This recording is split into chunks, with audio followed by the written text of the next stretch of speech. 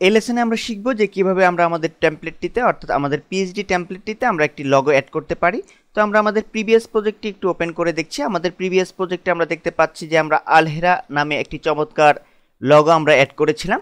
তো এখন আমরা এই লগোটি কিভাবে আমরা আমাদের ডকুমেন্টে অ্যাড করে সেটিং করতে পারি তা আমরা দেখব। তো আমরা আমাদের কারেন্ট ডকুমেন্টে অর্থাৎ আমাদের কারেন্ট ডকুমেন্টটি ওপেন করার পর আমরা জাস্ট চলে যাব ফাইল মেনুতে। যেহেতু আমরা অলরেডি লগোটি তৈরি করে সেভ করে রেখেছি, তাছাড়া আপনারা আপনাদের পছন্দ মতো যে কোনো লগো আপনারা ইউজ করতে পারেন। আপনারা একটি নতুন লেয়ার নিয়ে অর্থাৎ ক্রিয়েট এ নিউ লেয়ার এই বাটনটিতে ক্লিক করে একটি নতুন লেয়ার নিয়ে এই লেয়ারে আপনারা আপনাদের পছন্দ মতো যে কোনো লগো আপনারা ইউজ করতে পারেন। তো আমি অলরেডি যে লগোটি তৈরি করেছি সেটি আপাতত আপনাদের সময় অপচয় রোধ করার জন্য সেটিকে আমাদের এই ডকুমেন্টে অ্যাড করে আমি দেখাচ্ছি। তো আমি চলে যাচ্ছি ফাইল মেনুতে, দেন এখান থেকে ওপেন এই বাটনটিতে আমি ক্লিক করছি অর্থাৎ এই লিঙ্কটিতে ক্লিক করলাম।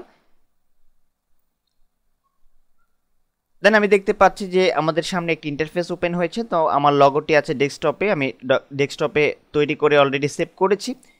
তো আমি ডেস্কটপে ক্লিক করলাম।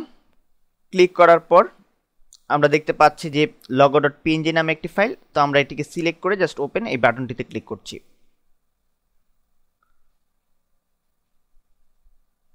তো আমরা দেখতে পাচ্ছি যে অলরেডি লগোটি ওপেন হয়েছে, অর্থাৎ লগোটি অলরেডি আমাদের ওপেন হয়ে গিয়েছে। তো এখন আমরা মাউস পয়েন্টার দিয়ে জাস্ট ড্র্যাগ করে টেনে ধরে আমরা আমাদের কারেন্ট যে ডকুমেন্টটি আছে সেটির উপরে আমরা এটিকে ছেড়ে দিলাম। আমরা এটিকে সেটিং করব একটু পরে।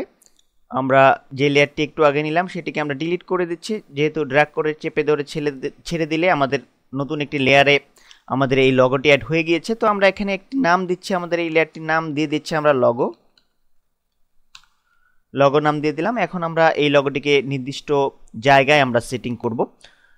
তো আপনারা আপনাদের পছন্দ মতো যে কোনো লগো এখানে তৈরি করে ব্যবহার করতে পারেন। আমি সময় অপচয় রোধ করার জন্য লগো প্রক্রিয়াটি অর্থাৎ লগো তৈরি প্রক্রিয়াটি স্কিপ করেছি। তো আমি এখন লগোটি অ্যালাইন করব অর্থাৎ অ্যালাইনমেন্ট ঠিক করব, অর্থাৎ কোন সাইটে আমি লগোটি দেব। আমরা আমাদের পছন্দ মতো যে কোনো সাইটে এটিকে সেটিং করতে পারি। আর আমি অলরেডি এই গাইড ইউজ করেছি যাতে লগোটি আমি সঠিক স্থানে বসাতে পারি, অর্থাৎ আমার টেমপ্লেটের ঠিক যে স্থানে লগোটি বসবে আমি ঠিক এখানে এটিকে উপস্থাপন করব, অর্থাৎ এটিকে ঠিক সেই জায়গাতেই আমি সেটিং করে দেব।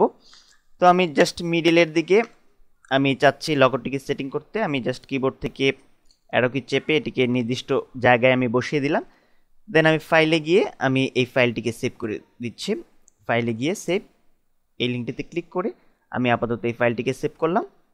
তবে আপনাদের একটি কথা মনে রাখতে হবে, আপনারা যে লগোটি তৈরি করবেন এই টেমপ্লেটে অর্থাৎ এই সাইজের টেমপ্লেটে সঠিক সাইজটি হবে 250, অর্থাৎ উইডথ হবে যে লগোটি তৈরি করবেন তার উইডথ হবে 250 এবং হাইট হবে 60। এই মাপের লগো আপনারা যদি তৈরি করেন তাহলে সেটি অ্যাপ্রোপ্রিয়েট হবে।